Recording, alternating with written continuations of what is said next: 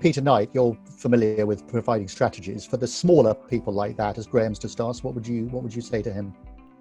So I've got three suggestions, and they're in an order.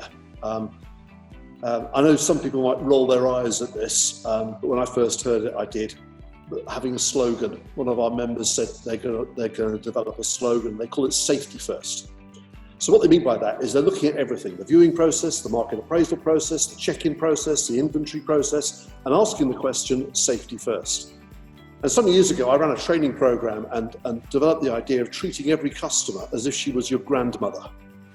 And therefore, my test is very simple. If this was your grandmother's property, how would you feel about it? If this was your grandmother going on a viewing, how would you feel about it? And if it passes that test, then fine.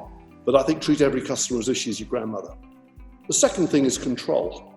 And I think we've got a fantastic opportunity now to take back control.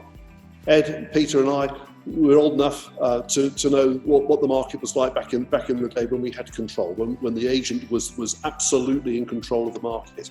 We've lost control. We now have the opportunity to take some of that control back.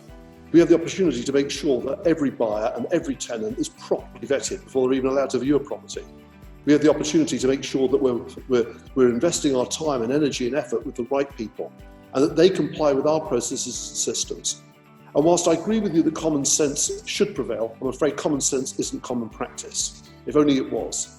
And therefore my concern is that actually what you'll find, if you don't determine what the rules are of the way that you operate as a business and leave it to individuals' interpretation, you will have potentially all sorts of incidents around. So I think we've got to really take control. This is how we do things around here.